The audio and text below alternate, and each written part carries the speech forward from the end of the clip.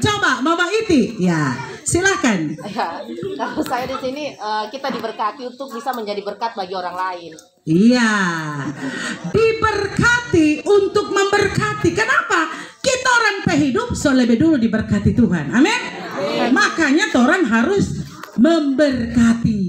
Ya, saudaraku yang kekasih dalam Tuhan kita Yesus Kristus, bacaan firman Tuhan saat ini mengisahkan bagaimana perjalanan Yesus, ya, perjalanan yang dikatakan Via Dolorosa, ya. Dan dalam perjalanan itu, ketika Yesus mengalami kelemahan, mengapa Yesus lemah? Coba orang bayangkan Bapak Ibu. Yang pertama, satu malam itu Tuhan Yesus tidak tidur. Ya toh? Dari habis perjamuan malam pada saat itu, dia tidak tidur. Dia berdoa di Taman Getsemani. Di sana dia sudah ditangkap sampai dibawa ke pengadilan, ya. Tidak tidur Bapak Ibu Saudaraku. Orang kalau tidak tidur pasti loyo kan? Jangankan tidak tidur sama sekali, tidak cukup jam tidur saja kita pasti loyo. Kedua, Yesus so lapar mungkin pada saat itu, karena sejak habis perjamuan malam itu tidak ada dikisahkan dalam Alkitab Yesus makan pada saat itu. Ketiga, dalam perjalanan itu dia dipukul, ya, dia disiksa Bapak Ibu Saudara. Jadi pada saat itu Yesus mengalami penderitaan baik secara mental maupun secara fisik. Secara fisik yaitu dia mengalami siksaan yang luar biasa, dan secara mental dia dihina, dia diludahi Bapak Ibu Saudaraku, dia difitnah. Oleh karena itu, dalam perjalanan memikul salib menuju Golgota, Yesus seringkali mengalami jatuh, ya. Dan mungkin pada saat itu para tentara Romawi melihat bahwa tidak mungkin lagi dia mau pikul ini salib ini. Dan pada saat itu, ketika ada Simon dari Kirene ada di tempat itu, mereka memaksa. Dikatakan dalam Alkitab saat ini dikatakan memaksa, ya. Mereka paksa itu Simon, ya. Simon dari Kirene, disebut dari Kirene karena dia berasal dari sana di daerah Afrika Utara, yang kemungkinan besar dia adalah komunitas Yahudi yang ada di Afrika Utara, dan dia datang ke tempat itu untuk merayakan Paskah. Tetapi yang dia alami saat itu, ya, ketika dia ada di tempat itu, ternyata ada arak-arakan di mana orang sedang melihat Yesus memikul salib. Dan pada saat itu Simon dari Kirene dipaksa untuk memikul salib Yesus. Saudaraku yang kekasih di dalam Tuhan kita Yesus Kristus, kalau dikatakan dipaksa, berarti mungkin sebelumnya dia menolak.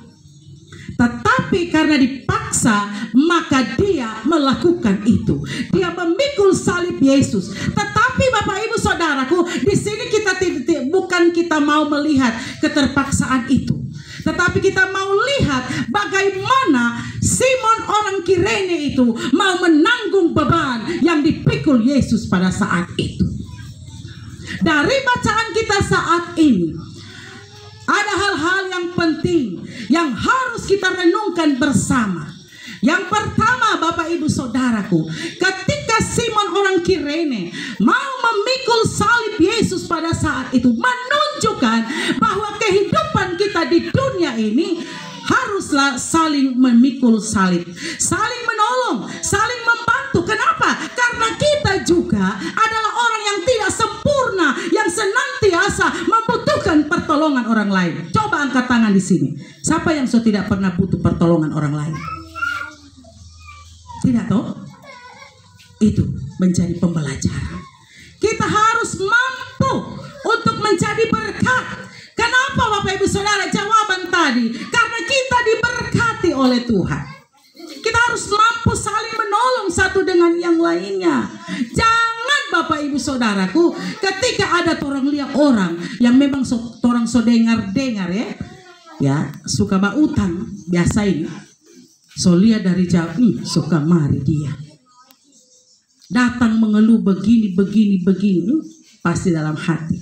Tak so tahu ini, pasti DP maksud ini. So tidak kasih solusi, tapi ujung-ujungnya cerita lagi sama orang lain, Bapak Ibu Saudara. Kenapa dia so datang ke kita? Kenapa dia sebab bilang begini? Kok? Ya enggak, berhenti lagi. Saudaraku, selagi ada kesempatan yang Tuhan berikan bagi kita untuk menolong orang, lakukan itu kalau kita mampu. Kenapa Simon dari Kirene ada di tempat itu? Sebuah kesempatan, bukan sebuah kebetulan, tetapi sebuah kesempatan yang Allah berikan kepada Simon orang dari Kirene itu. Bukan kebetulan, Bapak Ibu. Segala sesuatu yang terjadi di dunia ini adalah dalam rencana dan rancangan Tuhan.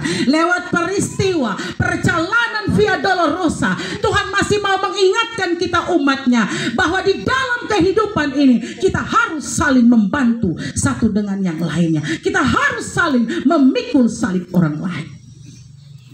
Ini yang harus kita renungkan dalam kehidupan kita. Yang kedua, Yesus telah menunjukkan bahwa Dia menolong kita.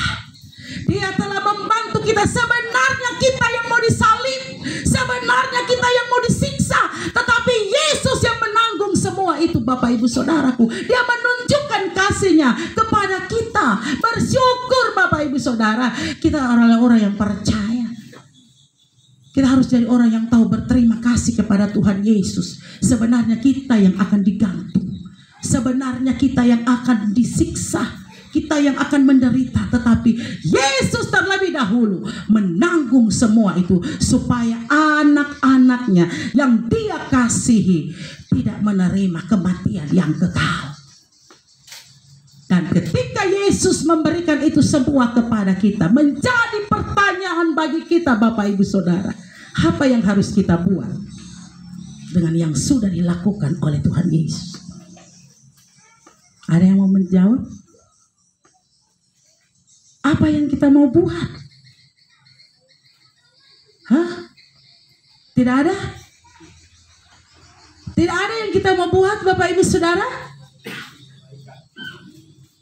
Kita mau bersyukur atas kasih dengan melakukan apa yang Tuhan kehendaki. Melakukan yang menyenangkan hati Tuhan, Bapak Ibu Saudara. Bukan menyenangkan hati sesama. Ya, ada orang karena suka ada di posisi aman, ya, yang tidak menyenangkan hati Tuhan, tak perlu ditegur-tegur. Tidak bisa.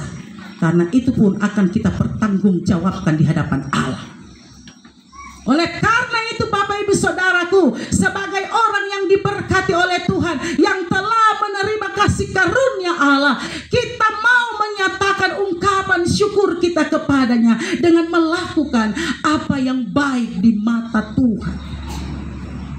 Kita ada sampai pada saat ini karena kasih Tuhan. Kita boleh beribadah saat ini karena anugerah Tuhan. Dan oleh karena anugerah dan kasih Tuhan, keluarga di tempat ini juga merasakan sukacita yang luar biasa. Sehingga mereka boleh bersyukur saat ini. Karena kasih Tuhan, karena anugerah Tuhan dalam kesaksian keluarga tadi, mereka boleh menyelesaikan pembangunan rumah walet yang merupakan usaha keluarga ini. Dan saya sangat bersyukur, bersukacita ketika tadi dalam sambutan keluarga dikatakan biar usaha mereka menjadi berkat. Memang benar Bapak Ibu. Harus kita menjadi berkat karena kita sudah lebih dahulu diberkati oleh Tuhan. Jangan pelit, jangan sekikir. Kenapa? Kalau orang kikir, berkat Tuhan tertutup. Makanya hidup ini harus menjadi berkat. Apa yang sudah Tuhan nyatakan, itu juga akan kita nyatakan dalam kehidupan ini sebagai bentuk kesaksian kita, sebagai bentuk ungkapan syukur kita kepada Tuhan. Lakukan apa yang Tuhan mau, jadi berkat bersama-sama untuk saling menolong, saling menopang berjuang satu dengan yang lainnya. Biar di atas semuanya nama Tuhan dimuliakan. Pertanyaan saya pertama tadi, dibilang Tuhan yang senang. Memang benar Bapak Ibu Saudara, Tuhan akan senang kalau anak-anaknya mau saling memberkati. Selamat kita merayakan Pekan Paskah. Selamat bagi keluarga untuk bersyukur. Selamat untuk menjadi berkat di tengah-tengah dunia ini. Tuhan memberkati kita sekalian. Amin.